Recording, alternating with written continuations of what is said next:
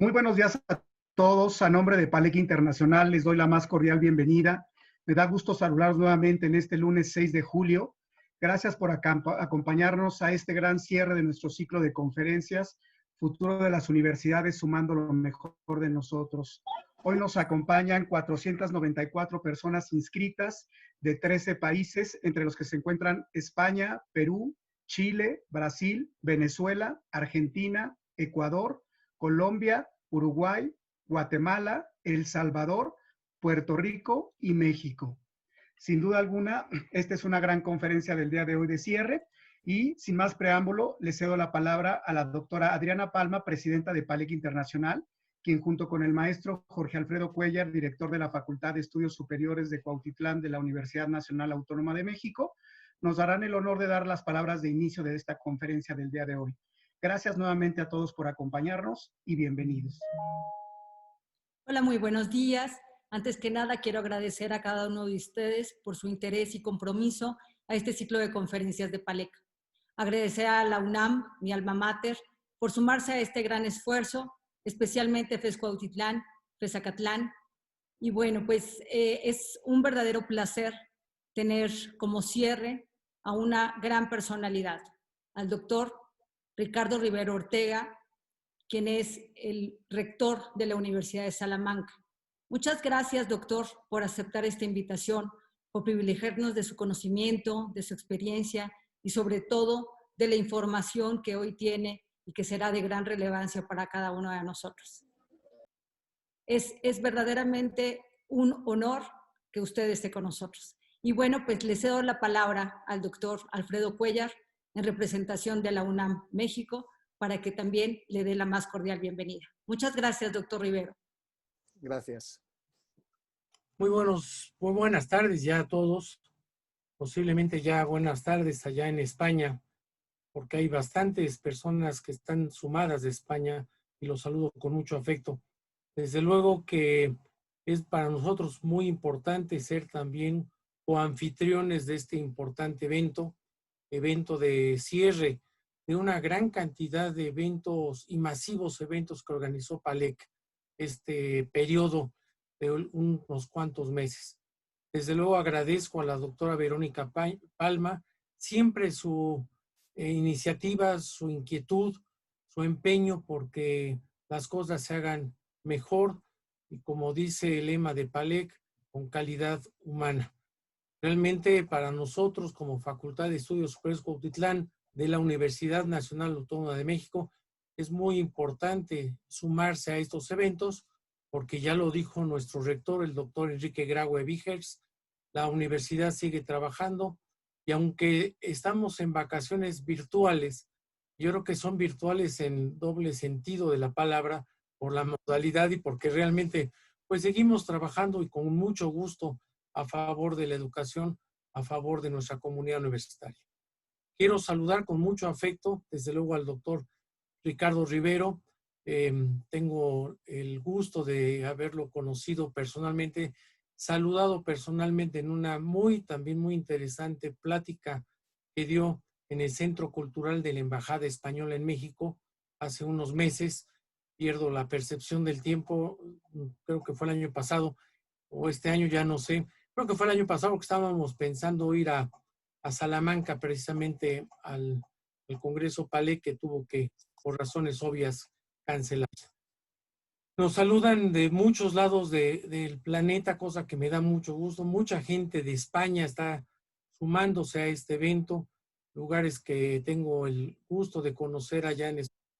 Un mensaje ahí de Granada, pero también saludo desde luego a otros países hermanos, países latinoamericanos, y los han mandado los saludos de Perú, Chile, Brasil, Venezuela, Argentina, Ecuador, Colombia, Uruguay, Guatemala, El Salvador y desde luego nuestros amigos mexicanos que también comparten este evento, mexicanos que están en la FES Cuautitlán, pero también de otras facultades hermanas como la FES Acatlán, que ya hizo mención la doctora Palma, pero también de la FES Aragón y otros lugares de México que no necesariamente pertenecen al sector de la Universidad Nacional Autónoma de México. Realmente para nosotros es un placer. Vamos a escuchar con mucha atención la disertación del doctor Ricardo Rivero y felicito nuevamente a PALEC estas iniciativas que le dan un realce importante, desde luego, a este pacto que es muy importante latinoamericano para la enseñanza, para la educación con calidad humana, pero también para los que estamos inmersos en la educación superior, que desde luego para nosotros es importante mantenernos atentos a todos los temas tan importantes que se dieron. Y ahora, concluyendo, yo supongo, doctora Verónica, este primer ciclo de conferencias, porque vamos a continuar con este tipo de actividades muy de la mano. Bienvenido, doctor Ricardo Rivero. Bienvenidos todos. Sé que hay que están acompañando. Nos da mucho gusto un importante evento organizado por PALEC y por la Facultad de Estudios Superiores Cuauhtlán de la Universidad Nacional Autónoma de México. Desde luego, doctor Ricardo Rivero, le transmito con muchísimo gusto sus palabras de saludo a nuestro rector, doctor Enrique Graue. Y adelante, doctora Verónica. Muchas gracias por su atención a todos. Muchas gracias tanto a la doctora Palma como al maestro Cuellar por estas palabras de bienvenida. Y ahora les quiero compartir la semblanza de nuestro expositor del día de hoy, el doctor Ricardo Rivera Ortega. El doctor Ricardo Rivera Ortega estudió la licenciatura en Derecho en la Universidad de Salamanca, España, y un doctorado con premio extraordinario en la Universidad de Friburgo, Alemania. Ha sido docente investigador invitado en 8 importantes universidades latinoamericanas, incluyendo la Universidad Nacional Autónoma de México, así como profesor invitado en la Universidad de París-Nanterre, Francia, y en el Instituto Speyer en Alemania. Actualmente es profesor honorario de la Universidad de La Plata en Argentina y de la Universidad Nacional Pedro Enrique Sureña de Santo Domingo. Es autor y coordinador de 24 libros y más de 100 trabajos de investigación publicados en revistas y obras especializadas en Derecho Público, investigador principal del Grupo Reforma y Modernización de las Administraciones Públicas, premio de la investigación del CES de Castilla y León, así como digno receptor de la medalla Isidro Fabela de la Universidad Nacional Autónoma de México.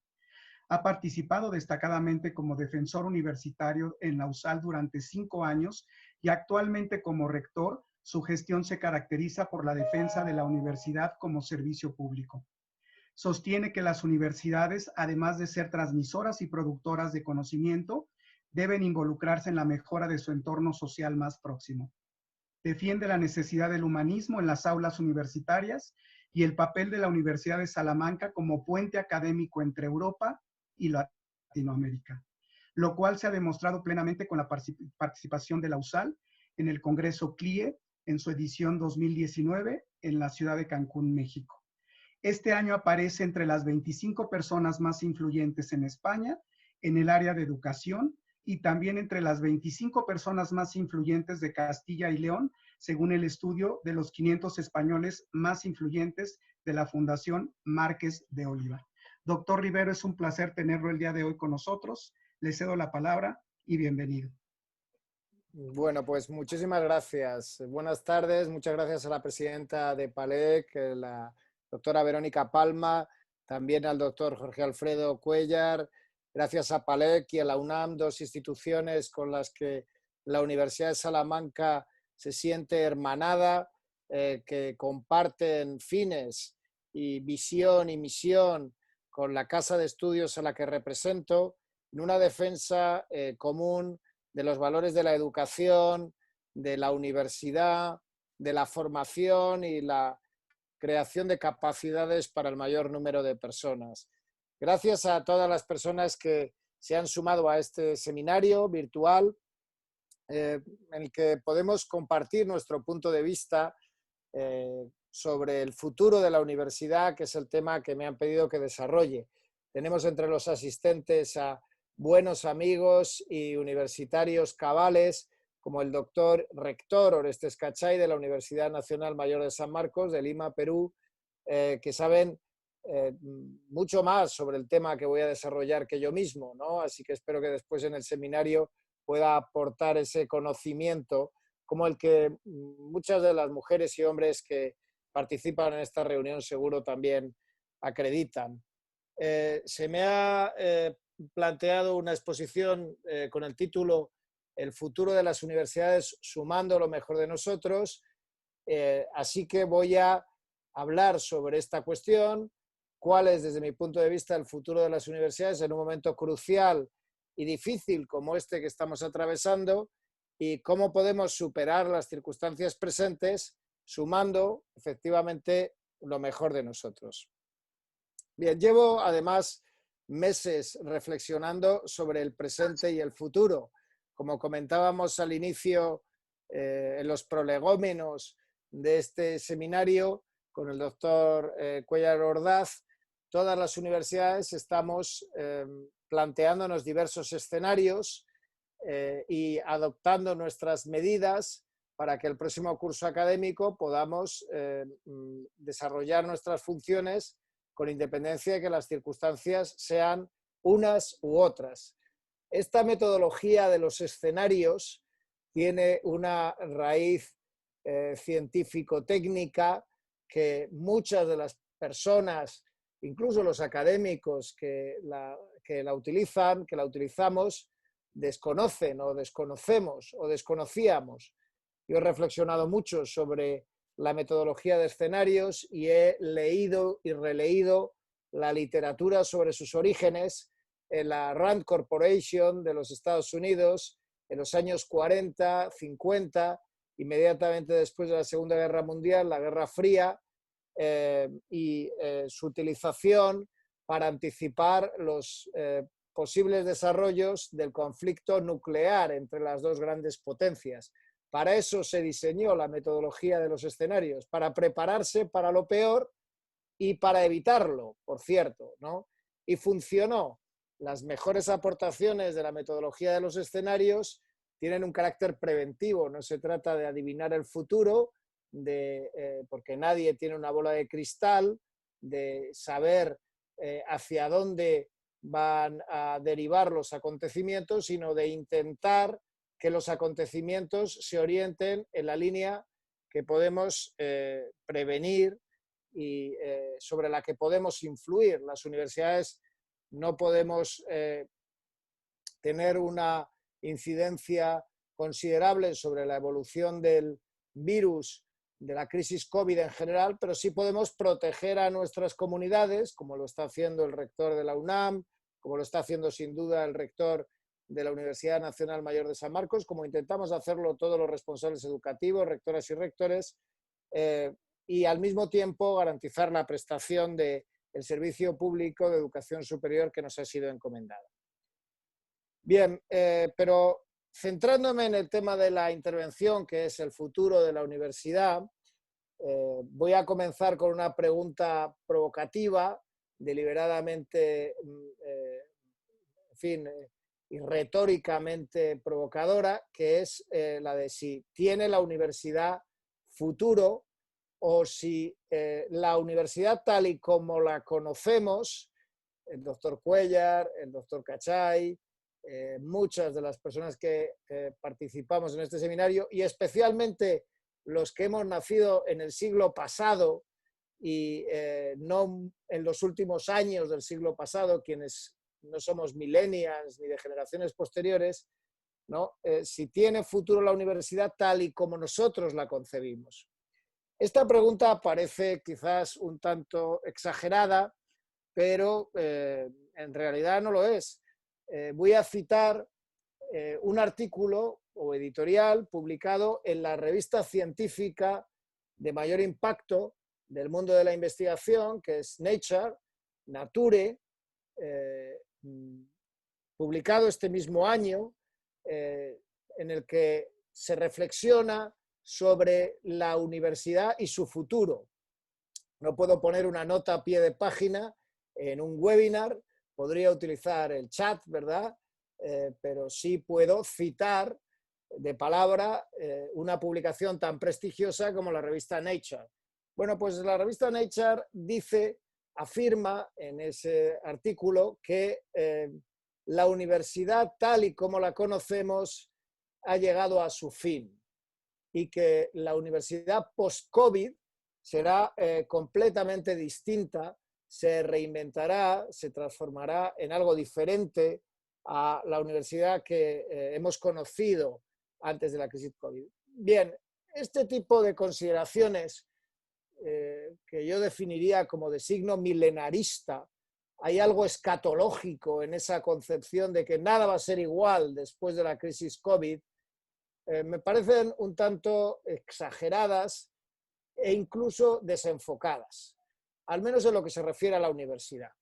Es verdad que hay quien piensa que toda la sociedad va a cambiar después de la crisis COVID, que nuestros hábitos nunca volverán a ser los mismos, que se va a transformar la economía, que se va a transformar nuestra relación con los recursos, con el resto de las personas. Y ojalá esos visionarios del futuro tuvieran razón en algunas de sus hipótesis, de sus pronósticos, porque efectivamente queremos, muchas personas queremos que nuestras sociedades se transformen en un sentido más equitativo, más igualitario, más respetuoso de todas las gentes, más considerado con los recursos naturales y el medio ambiente, que todos seamos más conscientes de la insostenibilidad de determinadas prácticas. Pero bueno, yo no sé si en el Distrito Federal de México, por ejemplo, están circulando muchos menos coches de los que circulaban antes. ¿Ustedes creen que va a desaparecer el uso del automóvil como consecuencia de la crisis COVID? No, precisamente pues se producirá una vuelta del transporte público al vehículo particular en cuanto las limitaciones de movilidad sean y el temor al contagio en un momento muy agudo de la curva desaparezca. Bien, yo no estoy tan convencido de que la crisis COVID vaya a transformar radicalmente nuestras sociedades. Pero esto es un debate de altos vuelos, mucho más amplio, que sin embargo se puede proyectar en concreto sobre el futuro de la universidad. ¿Va a desaparecer la universidad tal y como la conocemos como consecuencia de esta crisis? En este sentido se pronuncia la revista Nature y es una publicación de suficiente fuste científico e investigador como para que sus consideraciones merezcan una réplica argumentada. Yo creo que esto no va a ocurrir. No va a ocurrir de forma drástica, al menos.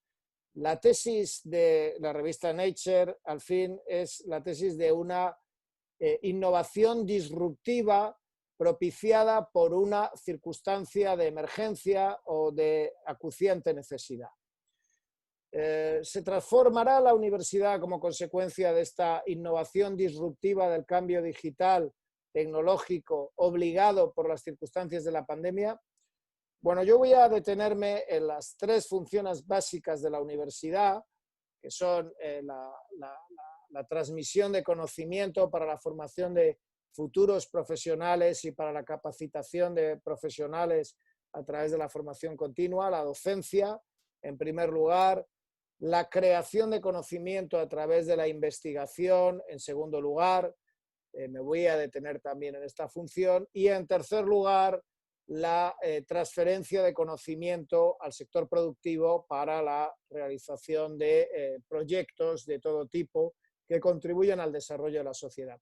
¿Alguna de estas tres misiones clásicas de la universidad va a experimentar verdaderamente una transformación total como consecuencia de la crisis COVID? ¿Es el futuro de la universidad en sus vertientes docente, investigadora o de transferencia de conocimiento muy diferente a lo que hoy conocemos? Es decir, dentro de 3, 5, 10 años la universidad va a ser otra cosa. Bueno, esta es la tesis de Nature, que yo no comparto. Yo creo que esta crisis va a propiciar capacidades nuevas por necesidad, está propiciando capacidades nuevas en la universidad. El mero hecho de que nos podamos vincular a través de esta plataforma que utilizamos en un seminario virtual es una demostración de esas capacidades nuevas que eran preexistentes, pero que ahora utilizamos con mayor profusión que antes. Bien, pues continúo. Bueno, esto es una demostración de esta ayuda que nos han prestado los intrusos. Me ayuda, me colabora para demostrar mi tesis. Es decir, la universidad en formato virtual, que es complementaria con nuevas capacidades del formato clásico, sigue planteando problemas y es un modelo subóptimo. Bien, este es un modelo subóptimo. No quiere decir que yo esté en contra de las soluciones tecnológicas. Soy un usuario convencido de las soluciones tecnológicas, pero aún plantean problemas aplicativos y dificultades relacionales e insuficiencias comunicativas que no son suficientes que no permiten sustituir la reunión física de personas en un espacio compartiendo de manera libre y espontánea y dinámica sus conocimientos, que eso es la universidad. Es decir, ¿puede la universidad transformarse de manera sostenida en el tiempo, en el corto medio plazo, en formatos virtuales en su primera función, que es la docente? En mi opinión, no. Lo puede hacer, pero a un coste muy alto, que es el de suplantar la riqueza de la corporación de maestros y escolares aprendiendo juntos en un espacio físico, porque la universidad es un lugar y un espacio físico, ¿verdad? A cambio de estos formatos que presentan aún dificultades de interacción hasta sus últimas consecuencias y posibilidades de aprendizaje. Así que, en mi opinión, en el momento en que las circunstancias lo permiten, las universidades no van a permitir una suplantación de los formatos clásicos de enseñanza por estos formatos virtuales de manera masiva, porque existen riesgos muy altos de brecha digital, de desatención por la manera en que se organizan las reuniones, de imposibilidad de interacción entre todas las personas participantes de manera simultánea, que empobrecen de manera considerable la primera misión de la universidad. No estoy en contra de los formatos virtuales. Creo que nos han ayudado a superar una situación de crisis, que las universidades hemos demostrado una capacidad de transformación considerable, pero soy un convencido defensor de la presencialidad como formato de aprendizaje preferente, mejor por muchas razones. Pero paso a la segunda de las misiones de la universidad y su futuro. Entonces yo creo que transcurrida esta crisis COVID, volveremos a los campus y tendremos que volver a los campus, porque en los campus los estudiantes además operan en unas condiciones de igualdad mucho más ajustadas que las que los formatos virtuales presentan, por las dificultades de conectividad, por las situaciones familiares y económicas de los distintos estudiantes. Los estudiantes son más iguales todos reunidos en el mismo aula que en espacios virtuales con accesos desde medios tecnológicos diferentes y desde espacios físicos muy distintos en cuanto a su grado de comodidad. Todas las familias, o cada vez más familias, tienen acceso a Internet, pero no todos los estudiantes se conectan con los mismos dispositivos ni en las mismas condiciones. Así que una apuesta por la educación descarta, y lo ha dicho la UNESCO, y lo han dicho otras instituciones muy respetables, una transformación digital súbita como la que plantean los defensores de esa transformación radical. Este es el primer plano. La segunda misión de la universidad es la generación de conocimiento y podríamos plantearnos si la crisis COVID va a llevar a un replanteamiento de la investigación en las universidades. Claro que en el momento más agudo de la crisis COVID, hasta los laboratorios de las universidades se han visto afectados. En el caso español, un estado de alarma estricto, con unas limitaciones de movilidad extremas, han llevado a situaciones en las que se han cerrado los laboratorios universitarios. Pero ese cierre, incluso temporal, por unas pocas semanas, ha generado una gran controversia social y en las universidades sobre la importancia de la investigación. Es decir, ¿es aceptable que mantengamos otros sectores del sistema productivo operativos, el transporte, la energía, los abastecimientos básicos, y que digamos que la investigación es prescindible durante meses? Y ese debate se ha resuelto con una convicción profunda en el mundo universitario, en el sentido de que la investigación no debería haber parado. Deberían haberse adoptado medidas de seguridad mayores. Ahora conocemos más los riesgos y las posibilidades de prevenirlos, pero si creemos que el futuro de la humanidad también a la hora de afrontar desafíos como la crisis COVID pasa por la investigación, no podemos interrumpir la investigación o ponerla en hibernación, como se ha puesto en el caso de los laboratorios, por este tipo de circunstancias. Claro que la investigación tiene muchas vertientes distintas, la investigación en ciencias sociales, en humanidades, en ingenierías, la biomédica, en fin, hay muchas modalidades de investigación, pero la creación de conocimiento no puede prescindir de la coexistencia humana y física de los espacios universitarios, porque es en esos lugares donde surgen las ideas. Hay un trabajo de investigación individual que requiere la reflexión y la introspección de cada investigador, pero también hay un trabajo en redes, hay un trabajo en la biblioteca y en el laboratorio que incluye formatos de encuentro atípicos, donde se comparten ideas y se producen serendipias, y esos lugares deben mantenerse para poder propiciar la generación de conocimiento. Esto va a seguir ocurriendo sin duda en el futuro, con pocos cambios respecto de las modalidades de investigación que ahora conocemos, en mi opinión. En mi opinión, la investigación universitaria no va a experimentar tras la crisis COVID una transformación radical, por fortuna, porque si la transformación fuera la línea de minimizar las posibilidades, pues esto sería, desde luego, muy arriesgado. Bien, ¿y qué ocurre con la transferencia de conocimiento? La transferencia de conocimiento es la misión más práctica de la universidad, coincide también con el compromiso social que la universidad debe demostrar, no se proyecta únicamente sobre las empresas y el sector productivo, sino que también debe dirigirse a la sociedad civil, las organizaciones no gubernamentales, las organizaciones solidarias, y esa labor universitaria de transferencia de conocimiento para mejorar la calidad de vida de las personas difícilmente puede desarrollarse también en un contexto de no presencialidad o de transformación digital de las universidades.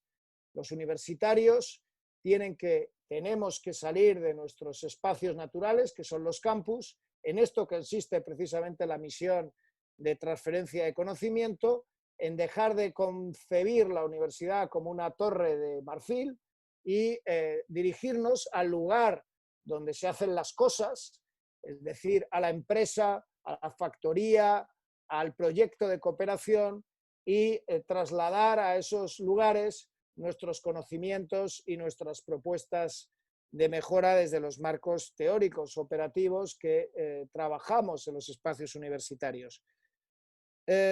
Soy pues escéptico respecto de la tesis de Nature de que estamos ante el fin de la universidad tal y como lo concebimos, porque afirmar esto es tanto como decir que la universidad no tiene capacidad de adaptación real, manteniendo su esencia a estas dificultades que estamos viviendo, que son sobrecogedoras, por supuesto, en muchos aspectos. Miren, esta mañana repasaba, entre otros documentos, para preparar mi conversatorio de esta tarde con ustedes, una biografía muy completa de don Miguel de Unamuno como profesor y rector de la Universidad de Salamanca.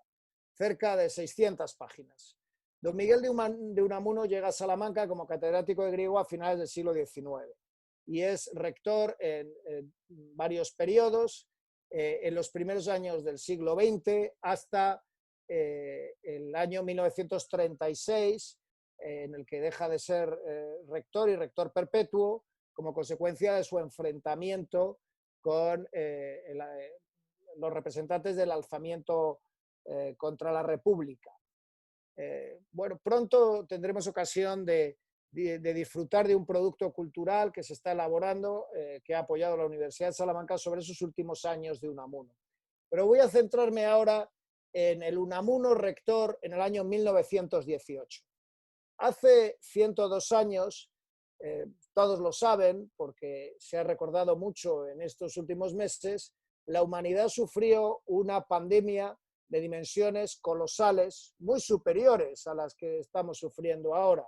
Coincidió con la Segunda Guerra Mundial, con la Primera Guerra Mundial, y fue ocultada, como por cierto ha sido ocultada en sus primeros meses por la mayor parte de los gobiernos. Los gobiernos repiten errores del pasado, minimizan los muertos, gestionan mal la situación, toman tarde las medidas, utilizan la propaganda para intentar ocultar sus errores. Así comenzó todo en China, con ocultamiento, opacidad,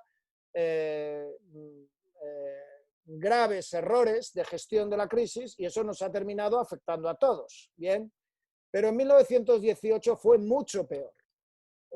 La gripe del 18 se llamó la gripe española porque el único lugar donde los periódicos daban noticias sobre la pandemia era España, pero la gripe no era española. La gripe ni había surgido en España ni tuvo su mayor incidencia en mi país. La gripe surgió en otros lugares y mató a, bueno, se dice que hasta 80 millones de personas. Hay muchas discusiones sobre la cifra de muertos, en todo caso, cifras muy superiores a las que estamos viviendo en todo el mundo. Ahora mueren 750, 800, 1000 personas en los países más afectados diarias, pero estamos muy lejos de alcanzar las cifras de 1918. Bueno, ya digo que Unamuno estaba en la Universidad de Salamanca en 1918 y que los periódicos de la época en España no ocultaron la pandemia, a diferencia de lo que ocurrió en el resto del mundo. En el resto del mundo, los gobiernos de países democráticos ocultaban la pandemia por razones estratégicas y políticas.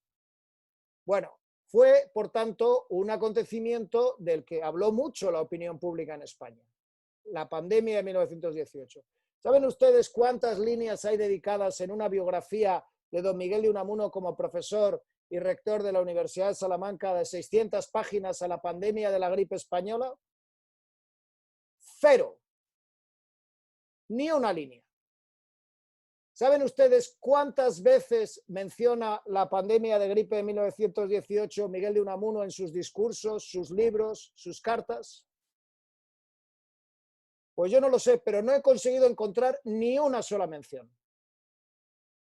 Así que, ¿le preocupó a don Miguel de Unamuno en su gestión como rector de la Universidad de Salamanca y como profesor la pandemia de gripe? Por supuesto, tuvo una incidencia también sobre el estudio, porque hubo muchos contagios y muchos muertos. Además, la pandemia del 18 afectó a personas mucho más jóvenes que la actual. Saben ustedes que por franja de edad el COVID afecta mucho a personas de edad avanzada y mucho menos a personas de edad joven. La pandemia del 18 hizo que murieran muchos niños, millones de niños. Entonces tuvo una incidencia sobre los sistemas educativos muy superior a la que está teniendo la crisis del COVID. Bueno, pues en su incidencia sobre el devenir universitario español, la pandemia del 18 es irrelevante. ¿Qué le preocupaba a don Miguel de Unamuno? Le preocupaba más el ministro de Educación que la pandemia de gripe. Saben ustedes que los ministros de Educación o los ministros de universidades a veces le dan quebraderos de cabeza a los responsables educativos, ¿verdad? Bueno, pues esto es lo que le preocupaba a don Miguel de Unamuno. ¿Qué va a pasar con la reforma universitaria? ¿Me van a limitar la autonomía universitaria? ¿Qué va a pasar con mi presupuesto? ¿Cómo van a ser los planes de estudios? Estas eran las preocupaciones de don Miguel de Unamuno en el año 1918. Y la pandemia no transformó en modo alguno la universidad. Así que yo no creo que lo que está ocurriendo en este momento en el mundo, con todas las capacidades y recursos que tengamos, va a producir un efecto sobre el devenir institucional de la universidad superior al que tuvo la pandemia de 1918. En una comparación analógica y dado que los patrones además se repiten, las fotos de los periódicos de 1918 en Salamanca son sorprendentes en su paralelismo con la situación actual. Todo el mundo con mascarillas, o como ustedes lo llaman, tapabocas, ¿no? Todo el mundo con sus mascarillas, con sus medidas de higiene, protegiéndose. Fue hubo confinamientos masivos de personas, hubo medidas muy similares a las actuales porque el instrumental de reacción frente a una epidemia prácticamente no ha avanzado en siglos, lo cual es un problema, por cierto. Luego, las imágenes de los periódicos de 1918 son muy similares a las actuales. Dicho esto, ¿cuál es el futuro de la universidad? ¿Por dónde puede ir el futuro de la universidad?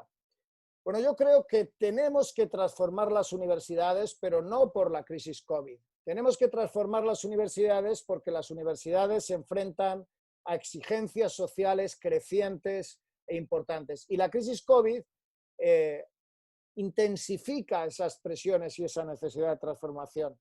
No la condiciona de manera radical, esa ha sido la tesis principal que he defendido, pero sí exige una mayor concentración y una mayor atención en la mejora de la universidad. ¿En qué línea?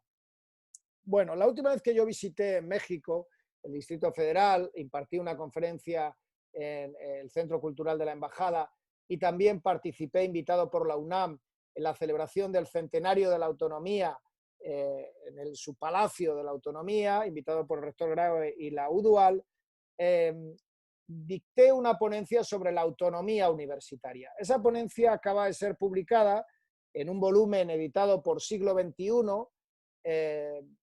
titulado Autonomías bajo acecho. Y existe todo un debate en América en torno a los riesgos y las amenazas sobre la autonomía universitaria. Este es un tema recurrente y trascendente. Hemos celebrado el centenario de la Reforma de Córdoba de 1918, que tuvo un papel decisivo en la transformación universitaria. Fue mucho más importante la Reforma de Córdoba que la pandemia del 18. Unamuno escribe muchísimo sobre la Reforma del 18. Unamuno citaba la Reforma de Córdoba. Los reformadores de Córdoba citaban a Unamuno, se carteaban. Ese es un acontecimiento que tuvo relevancia universitaria, la reforma cordobesa. Y la reforma universitaria y la declaración de la autonomía universitaria, porque a principios del siglo pasado se genera la autonomía en México también. Ese es un acontecimiento trascendente. 100 años después nos encontramos en agosto pasado para reflexionar sobre la autonomía. Y muchos de los rectores y rectoras participantes eran críticos con las medidas que están adoptando gobiernos que consideran que limitan la autonomía. Bien, yo me sumé a algunas de las declaraciones de defensa de la autonomía universitaria frente a las agresiones que puede estar sufriendo en países como Brasil, por ejemplo. Pero dicho esto, tengo que afirmar también, y sostuve esta tesis hace casi un año en México, que la universidad necesita transformarse para garantizar una serie de servicios a la sociedad que hoy no están plenamente garantizados. La rendición de cuentas, que la gestión económica de las universidades sea impecable. Esto está por definir aún. La profesionalización de los gestores. El grado de profesionalización en la gestión universitaria es aún muy deficitario. El gobierno de los académicos es una solución razonable, pero la atribución de decisiones que movilizan cantidades ingentes de recursos sin apenas criterio técnico plantea muchas dudas desde el punto de vista del rendimiento social. La productividad investigadora y las métricas es una cuestión sobre la que hemos discutido mucho en los foros universitarios americanos. Yo mismo soy crítico con algunas de los sesgos de los rankings, pero he de decir que la universidad sí tiene que transformarse en el sentido de incrementar el nivel de exigencia de creación real de conocimiento a los profesores y profesoras. No podemos tener universidades donde no se crea conocimiento. Y hay cada vez más universidades donde no se crea conocimiento. Esas instituciones no merecen el nombre de la universidad. Si hay instituciones donde ningún profesor ni profesora o apenas hay profesores y profesoras que creen conocimiento, no deberían llamarse universidades porque están desacreditando el buen nombre de la institución. En fin, así que el futuro de la universidad pasa en gran medida, lo dice el título de la intervención que ha puesto Palek, por sumar de verdad lo mejor de nosotros. He comenzado diciendo que yo, como persona curiosa, mantengo una de las claves del desempeño intelectual, que es la curiosidad. Si no hay curiosidad, no hay nada en la universidad. He dedicado algún tiempo a estudiar toda la literatura sobre la previsión de escenarios y sobre la futurología. ¿Alguno de los asistentes sabe quién se inventó el término futurología? Ahora solo tienen que teclearlo y lo encontrarán en la Wikipedia. Es un término de 1949. Esa es la primera utilización de la palabra futurología. Esta es una conferencia sobre el futuro de la universidad, pues créanme que yo he leído casi todo lo que se ha escrito sobre la futurología en los últimos meses. Pero también he leído sobre el riesgo y la complejidad, porque el momento actual, lo saben los responsables de la UNAM, lo saben los responsables de la Nacional Mayor de San Marcos, es un momento de riesgo y de complejidad. El futuro está por definir, nadie conoce el futuro. Lo decía Mark Twain, es muy difícil hacer predicciones y más si se refieren al futuro. ¿Quién podía pronosticar que iba a ocurrir esto? Bill Gates lo dijo hace algunos años, por cierto. Pero en ninguno de los libros sobre tendencias del futuro, miren, hay un libro de 2015 de Al Gore que se titula El futuro.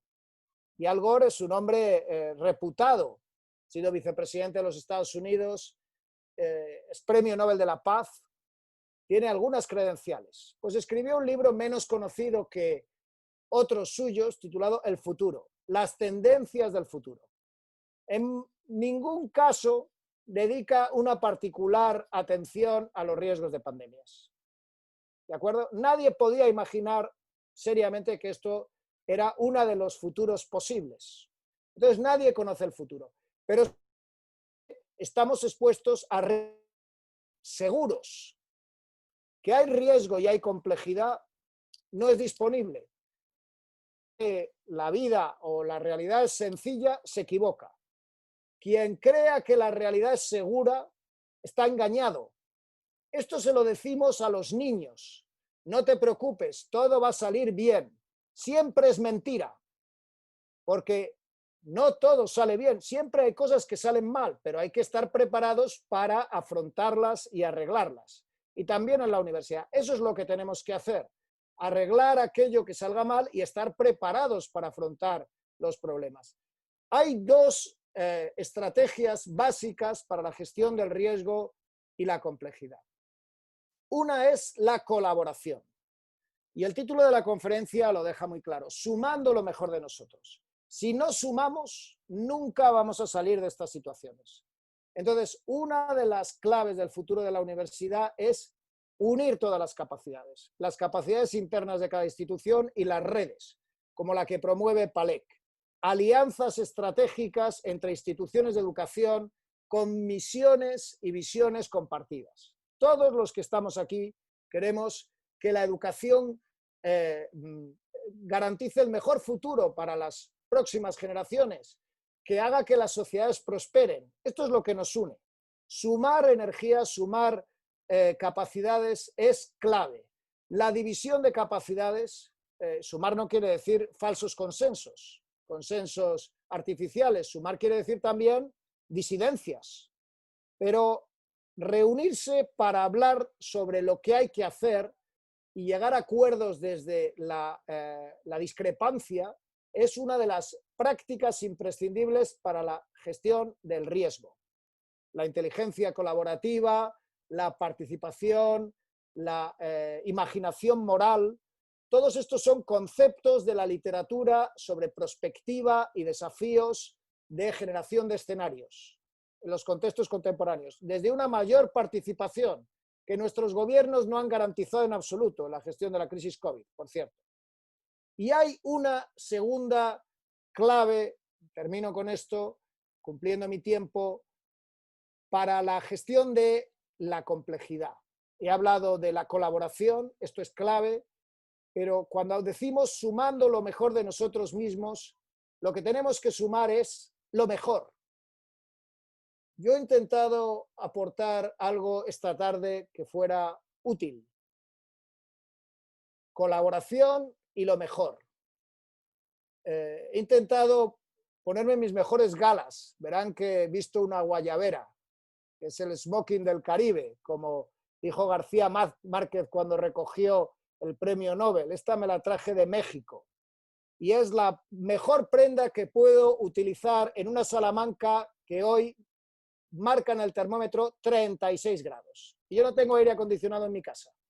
Bien, 36 grados. ¿Cuál es la mejor prenda del mundo para esta temperatura? De etiqueta. ¿Ustedes conocen alguna prenda mejor diseñada en su tejido y en su formato para esta temperatura en el mundo? Probablemente no existe. En las culturas que yo comparto no existe otra prenda mejor. Así que mi decisión no es arbitraria. He buscado la prenda apropiada para la temperatura a la que me encuentro. Y lo que he hecho ha sido imitar sus buenas prácticas. ¿Qué se ponen ustedes en Quintana Roo si no tienen aire acondicionado para un acto formal? ¿Con qué prenda viste el gobernador de Quintana Roo para ir a un acto formal, a una conferencia? Con esta. Eso es una buena práctica. No se pone un saco como el que yo me pondría para un acto en la universidad, un traje y una corbata a 6 o 7 o 14 grados. Estamos a 36 grados en este momento en Salamanca. Por eso yo he copiado su buena práctica. Cuando decimos sumar lo mejor de nosotros mismos es imitar buenas prácticas. Si en otro lugar hacen algo y lo hacen bien, si tienen un producto o una solución a una necesidad que se puede replicar porque está muy bien pensada, lo que hay que hacer es copiarla. Eso se llaman buenas prácticas. Ustedes podrían leer docenas de libros sobre gestión de complejidad en contextos de incertidumbre. Al final, una de las conclusiones, yo los he leído por ustedes. Les puedo pasar toda esa literatura. La mayor parte de ella está en inglés. Y todo comienza en los años 40 y empiezan a escribirla analistas de inteligencia de la CIA. Luego tiene un origen oscuro. ¿Bien? Pero la CIA desarrolla esa literatura para no cometer errores. ¿Cómo gestionar la complejidad en contextos de incertidumbre? Antes de que llegara a otros foros intelectuales, todo eso está en manuales de inteligencia de la CIA de los años 40 y 50. Y lo que vienen a decir es, utilicen ustedes buenas prácticas, copien lo que funciona bien. Si algo ha resuelto un problema, por analogía, extiendan ese patrón a otro contexto donde pueda resultar útil. Colaboración y buenas prácticas. El futuro de la educación, el futuro de las instituciones de educación superior y, por tanto, de la universidad, también requiere en este contexto de incertidumbre y de complejidad mucha colaboración y muchas buenas prácticas. Y eso supone también desechar las malas prácticas, por ejemplo, aparecer todos con traje y corbata cuando hace calor, eso es una mala práctica, llegar a consensos falsos para no tomar decisiones difíciles, esa es una mala práctica, o sobreactuar en un contexto de amenaza, o permanecer pasivo en un contexto de amenaza, son malas prácticas, y afrontar la realidad desde la experiencia y desde recursos muy superiores a los que tenían quienes nos precedieron en el tiempo. Porque si Unamuno vivió 1918 y le importaron muchos más sus conflictos con el ministro que la pandemia de gripe, pues sería porque para él la universidad debía continuar todas sus misiones, aunque estuviera sufriendo la sociedad esa circunstancia que había que superar. Al día siguiente, la universidad ha superado todo tipo de circunstancias políticas, económicas, sociales. Había que seguir compartiendo conocimiento, creando conocimiento y transfiriendo conocimiento a la sociedad, que es nuestro deber. Bueno, me he extendido 5 minutos más allá del tiempo permitido. Discúlpenme, soy universitario y por tanto prolijo en el uso de la palabra. Esto lo agrava mi condición de rector, que explica malas prácticas inveteradas, pero me someto ahora a todas sus preguntas, por supuesto. Los intrusos que hablen al final, porque hablaron cuando no les correspondía, y que hablen quien tenga preguntas inteligentes. Gracias.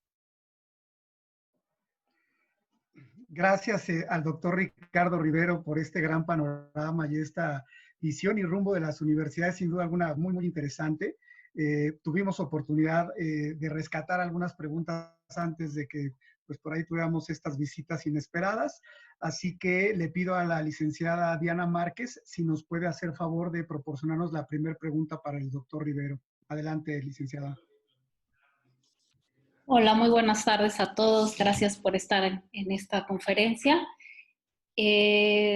Doctor Ricardo Rivero, le preguntan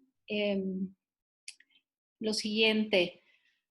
¿El docente universitario debería resignarse y olvidarse de sus derechos adquiridos sobre el material que elabora?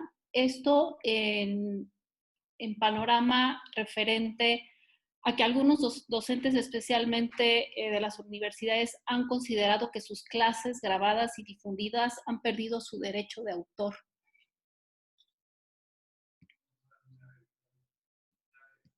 Bien, es una pregunta técnica muy importante, sin duda. Bien, mire, el problema de la transformación súbita que hemos tenido que realizar es que ha estado carente de un marco de garantías. Así que esto en algunos casos ha venido amparado por los decretos de extraordinaria necesidad que han dictado los gobiernos y en otros casos ni eso ha existido siquiera. Efectivamente hay docentes que no solo se preocupan por sus derechos de propiedad intelectual, sino por el derecho a la propia imagen y que se niegan a ser grabados o a dar clases síncronas en los que expongan su perfil personal o espacios de su domicilio que consideran inviolables. Todo esto debería contemplarlo un marco normativo universitario. Ciertamente, ese riesgo de apropiación de contenidos no es exclusivo de estos formatos, ¿bien? Y en algunos casos pues ha producido resultados universitarios memorables, ¿no? Francisco de Vitoria nunca escribió sus obras. Fueron sus alumnos los que recogieron el contenido de sus clases y consiguieron que se editara años después. Y hoy conocemos a Francisco de Vitoria gracias a ese trabajo de recopilación de sus estudiantes, ¿no? Pero ciertamente necesitamos normas que clarifiquen cuáles son los deberes de los profesores en este contexto virtual. Esas normas no han existido, debería existir un debate para clarificar cuándo un profesor tiene que utilizar este tipo de formatos y en qué condiciones, ¿no? Si se produce un abuso en la utilización de la imagen o los contenidos de un docente evidenciable, eso se puede perseguir a través de los mecanismos de protección de la propiedad intelectual, por supuesto. Bien, es decir, los tribunales siguen existiendo. Si un estudiante o una organización, una persona o una organización utilizara indebidamente, si alguien utiliza indebidamente mi imagen en este seminario porque está grabando mis contenidos, yo puedo denunciarle a los tribunales. Y esto ocurre así en todos los países del mundo. Muchas gracias. Y la pregunta fue, para no omitir, es a la docente María del Socorro Torres Villanueva de la Universidad de Salamanca, fue quien le elaboró esta pregunta que acaba de contestar.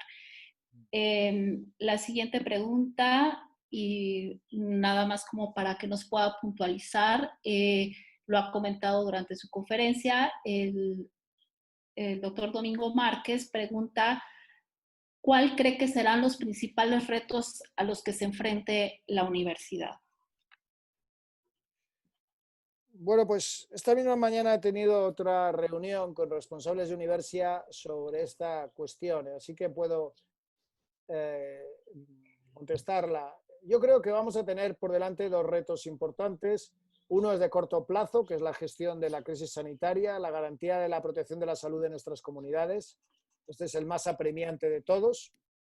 Tenemos que garantizar que evitamos contagios dentro de nuestros espacios con medidas de higiene, con medidas de protección, con prevenciones de otro tipo.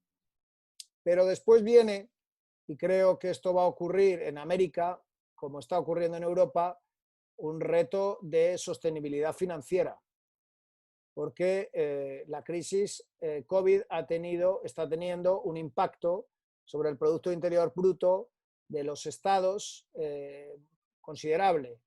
En un escenario no pesimista, para el caso español se está planteando un descenso del 10%, puede ser el 12, el 14, podría ser mayor.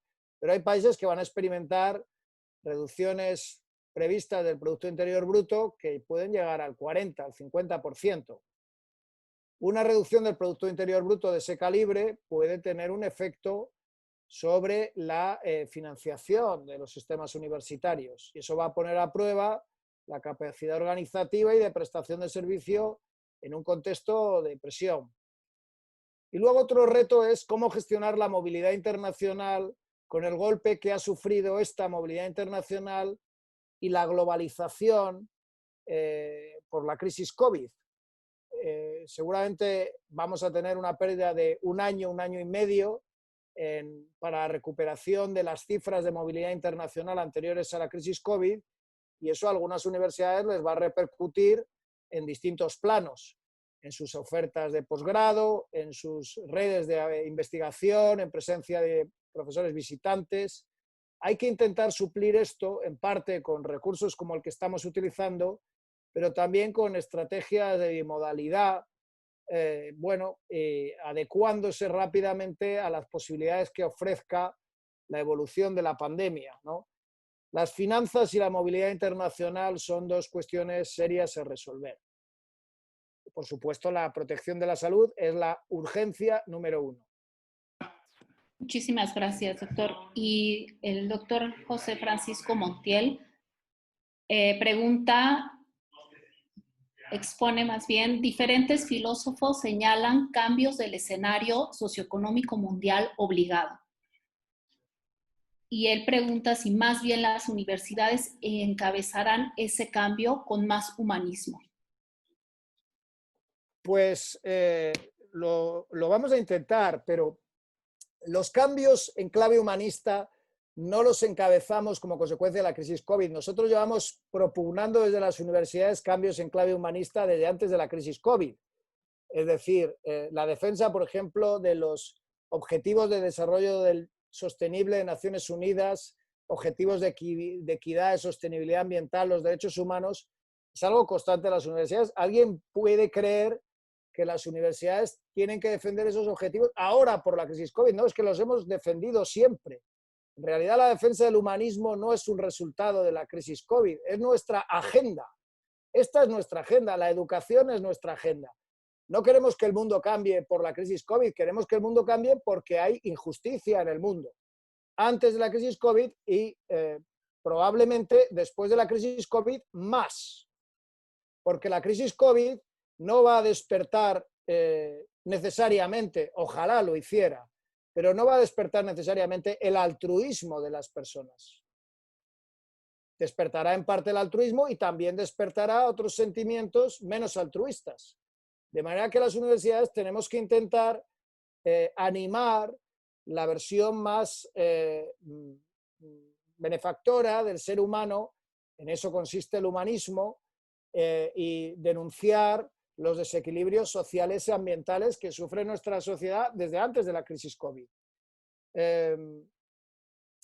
Es verdad que hay filósofos que vaticinan cambios importantes de nuestra sociedad por la crisis COVID. Pero yo preguntaría, ¿qué va a transformar más nuestras sociedades en el largo plazo? ¿La crisis COVID o el 5G?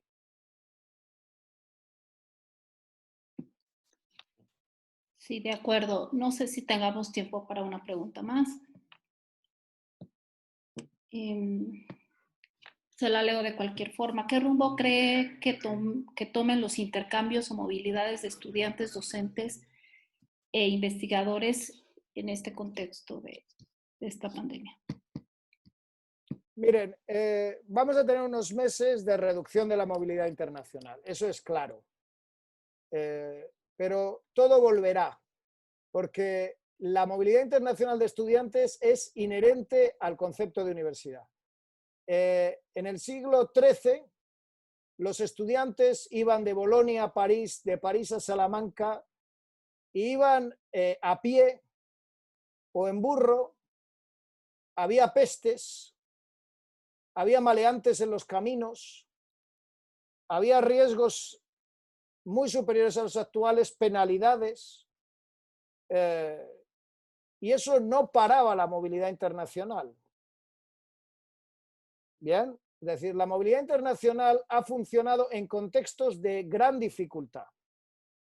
Entonces, ahora mismo hay un cierre de fronteras, hay garantías sanitarias, pero cuando se produzcan avances en el control de la pandemia, ahora la vacuna, ahora tratamientos eficaces, y esto pues probablemente ocurrirá a finales del año presente, del 2020 o principios del 2021, se reactivará la movilidad internacional, porque la formación universitaria completa no existe sin movilidad internacional.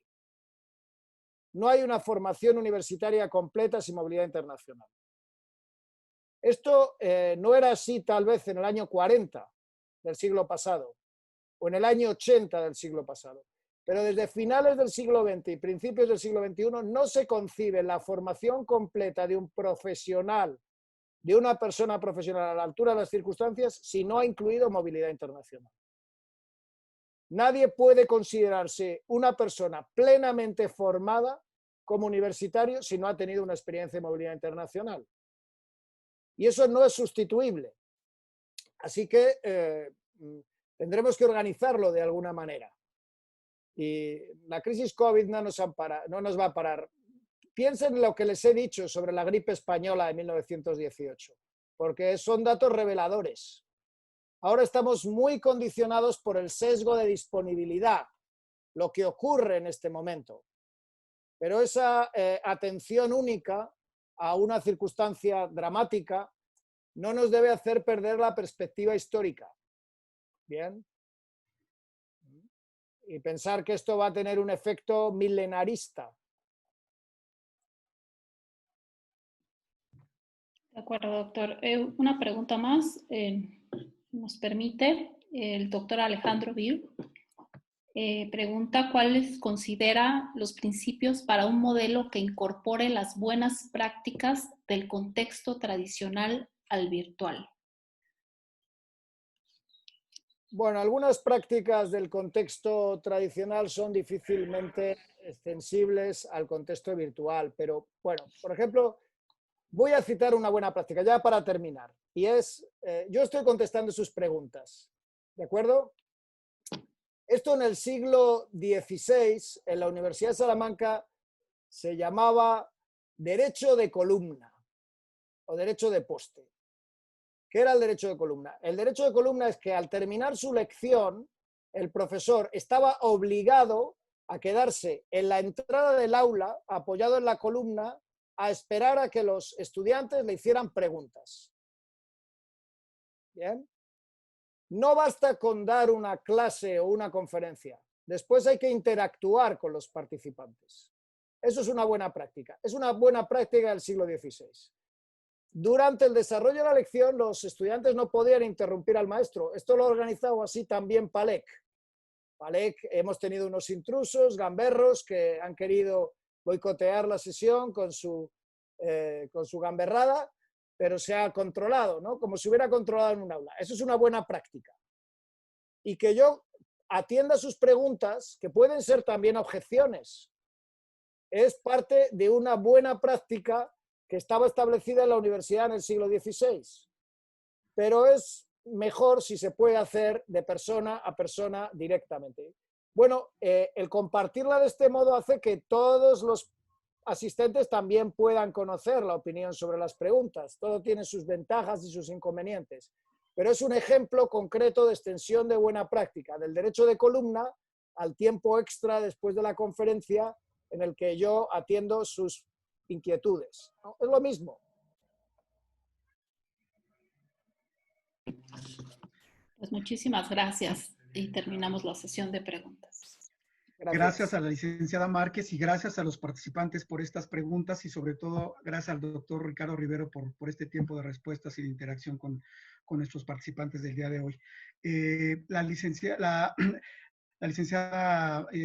Diana guardará de cualquier forma cualquier otra pregunta y en su oportunidad podremos ver si se puede responder posteriormente.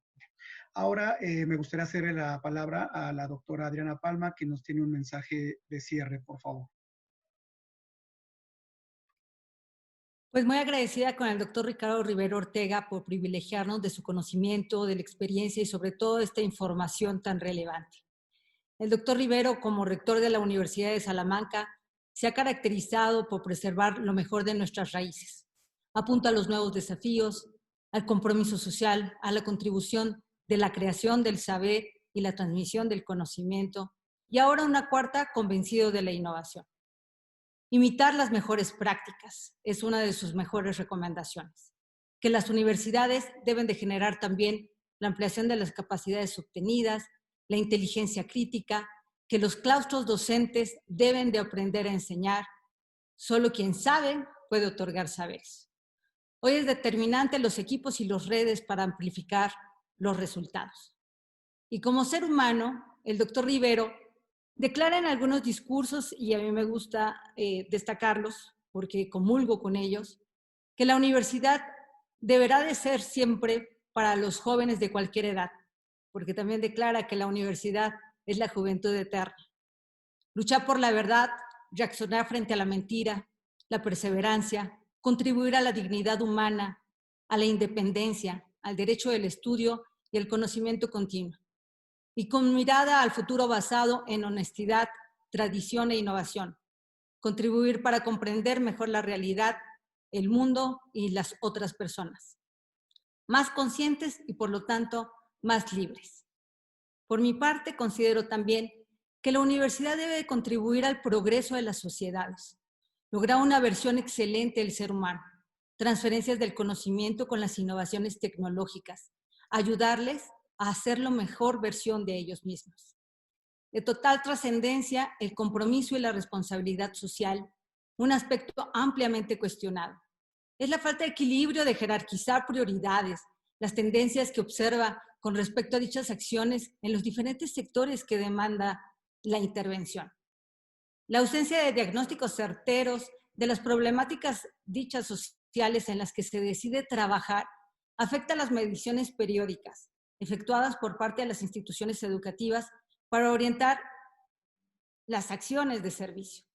Y esto dificulta, por supuesto, adecuadamente el impacto social y académico.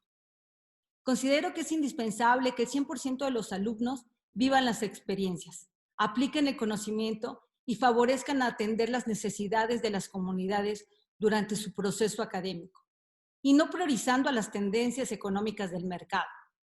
Esto logra que se expongan directamente a las problemáticas sociales, participen de la resolución de conflictos, promuevan la creatividad y la innovación, desarrollen habilidades y destrezas, y aún más, que formen un pensamiento crítico y una mayor conciencia social. Así contribuimos a formar egresados con calidad humana, que al actuar tienen en mente el bien común, demostrando ética profesional y dejando huellas de gran valor en cada institución en la que pasen. Se convierten en agentes de cambio, empoderados positivamente, comprometidos con su entorno, en resumen, líderes con calidad humana. Una propuesta concreta de PALEC es la utilización de la metodología de aprendizaje-servicio, así como modelos de inclusión que deben de llevarse hasta las aulas, ya que en esta pandemia es evidente que perdimos un gran avance en el camino del derecho de la educación por diferentes factores, condiciones económicas, de infraestructuras tecnológicas, de las habilidades y de las destrezas del manejo de las mismas. La brecha generacional entre docentes y estudiantes se enfatizó en este confinamiento. Otro factor altamente golpeado es la movilidad académica, como bien lo mencionó el doctor. La creación de nuevos modelos híbridos es nuestra alternativa, por lo menos en un principio, de la movilidad para aprender y servir. Hoy, con los grandes retos y desafíos, no solo de las universidades e instituciones educativas, sino de los gobiernos, de las iniciativas privadas, de nuestras generaciones, de nuestras nuevas generaciones también, ante una crisis que nos presenta la pandemia del COVID-19. Hoy quiero hacer una reflexión con todos ustedes. Primero, antes que nada, en este cierre del ciclo de conferencias, normalmente inicio mis charlas pidiendo que nos demos Un abrazo y agradeciéndonos y diciendo gracias por estar aquí. Bueno, hoy no podemos hacerlo, pero igualmente de corazón les agradezco que hoy estén aquí. Hoy, ante esta pandemia, ante el confinamiento, hemos pasado por 3 grandes momentos: el miedo, el aprendizaje y el crecimiento. Las cifras mundiales hasta el día de ayer reportadas por la OMS, casos de coronavirus, 11.531.791. Muertes por coronavirus, 536.160. Y bueno, yo considero que no debemos dejar este aprendizaje a la ligera. Y me gustaría que ofrezcamos un aplauso para todos aquellos que han sido víctimas y también héroes de este COVID-19. Por favor.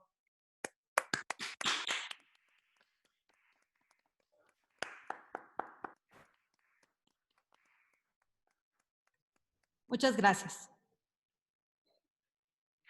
El miedo en muchos casos se ha convertido en duelo, de aquella pérdida de la escuela, de trabajo, de la incertidumbre económica, de la convivencia de los alumnos, de los amigos, de la paciencia, del poder de la decisión, de la libertad, hasta el extremo máximo de quien ha tenido el dolor de perder a un ser querido.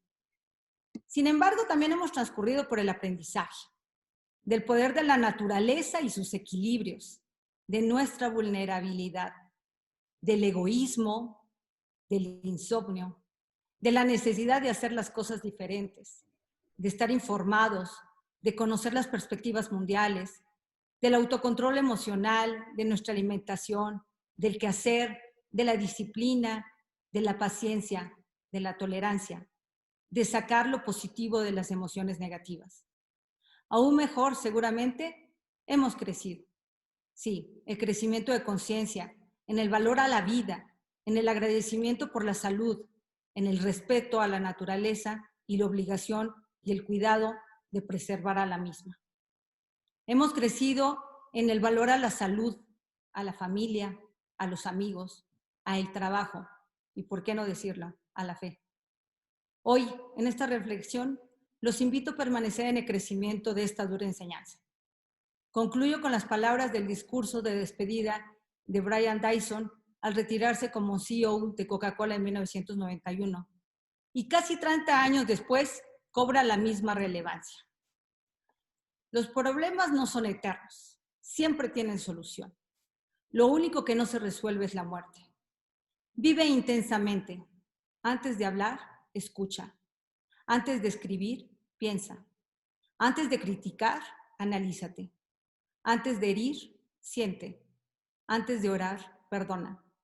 Antes de gastar, gana. Antes de rendirte, intenta. Antes de morir, vive. Y la completo con una frase de la Madre Teresa de Calcuta que dice: vive, vive para servir, porque el que no sirve para servir, no sirve para nada.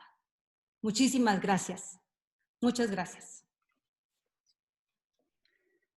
Muchas gracias a la doctora Palma por estas palabras y gran mensaje de cierre de esta conferencia. Enhorabuena. Y bueno, ahora pues tenemos una grata sorpresa y tiene que ver justo con el anuncio de lo que serán las nuevas fechas del Congreso Internacional CLIE. Y pues, ¿quién mejor para darnos estas excelentes noticias que el propio doctor Ricardo Rivero y la doctora Adriana Palma? Adelante, por favor. Enhorabuena.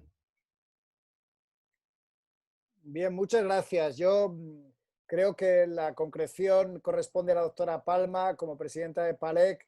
Decir que tuvimos que aplazar por la crisis COVID la celebración del Congreso en Salamanca en este año 20, pero en las fechas de marzo que indicará la doctora Palma del 21, les esperamos a todos y a todas en la Universidad de Salamanca en un formato doble que vamos a contemplar tanto presencial como a distancia para quien prefiera acudir de esa manera, y manteniendo el programa y los ponentes que fijamos y seguramente con alguna incorporación nueva. La doctora Palma puede anunciar las fechas concretas, pero yo le recibiré encantado como anfitrión en la Universidad de Salamanca, tal y como estaba previsto en este año 20. Por favor, presidenta. Bueno, pues muchísimas gracias. Antes que nada, quiero agradecer al rector, doctor Ricardo Rivero por la confianza y una vez más por el compromiso para llevar a cabo este congreso. Han sido muy complicadas, muy complejas la decisión, cuál es la mejor alternativa. Sin embargo, también creemos en esta flexibilidad y esta nueva manera de hacer las cosas, imitando las mejores prácticas. Así es que, bueno, pues las fechas es 24, 25 y 26 de marzo de 2021. Ha sido, como les repito, muy complejo. Sin embargo, creo que una de las mejores alternativas es la que propuso el doctor Rivero, justamente teniendo presencial y en línea nuestro congreso. Así es que, por favor, pues corra video de nuestro Congreso 2021, por favor.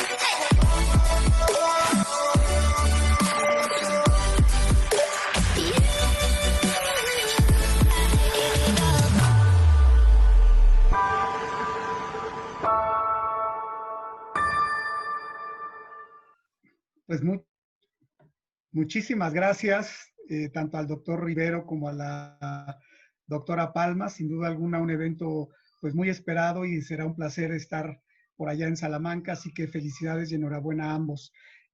Para concluir, nos gustaría, doctor, si usted nos los permite, pues pedirle tanto a la doctora Palma como al maestro Cuellar, pues hacer la entrega de un reconocimiento de esta forma, aunque sea virtual, y teniendo la oportunidad de entregárselo personalmente ya pues en el CLIE el próximo año. Así que adelante, doctora Palma. Por favor, si me hace el honor el maestro Cuellar de entregarlo al doctor Rivero, por favor. Como no, con mucho gusto. Vaya conferencia tan interesante, vaya conceptos. Incluso fui criticado ahorita en los WhatsApp locales de por qué me quedé con el saco. Aquí no hacen 36 grados, hacen 22, pero bueno, era la formalidad de recibir desde luego a nuestro tan distinguido conferencista. Desde luego que vamos a hacer eco de la invitación para este congreso con las nuevas fechas. Esperemos poder estar allá. De hecho, quedó un boleto por ahí abierto. Espero que me lo valgan para esa fecha, para España. Y entregarle directamente también al doctor Rivero esta constancia y algún presente, desde luego, de nuestra facultad de PALEC por tan brillante participación que hoy tuvo. Mi estimado doctor Ricardo Rivero, muchísimas gracias por esta conferencia. Nos deja muchas reflexiones, muchas cosas que hacer, muchas buenas prácticas que tomar en cuenta y desde luego este derecho de la columna que realmente para nosotros es lo más importante. A veces la conferencia, la clase es importante, pero los comentarios que están alrededor de ella enaltecen sobre todo la labor docente que todos tenemos. Muchísimas gracias, doctor Ricardo. Reciba esto en forma electrónica y ya tendremos precisamente la oportunidad de vernos personalmente y entregársela físicamente. Muchísimas gracias, muy buenas noches a todos los que están en España, muy buenas tardes a los que estamos de este lado del Atlántico. Muchas gracias. Muchísimas gracias. Gracias a ustedes. Gracias por el reconocimiento y gracias a la presidenta por la invitación. Nos vemos en Salamanca en marzo del 21. Nos vemos en Salamanca, querido doctor. Muchísimas gracias.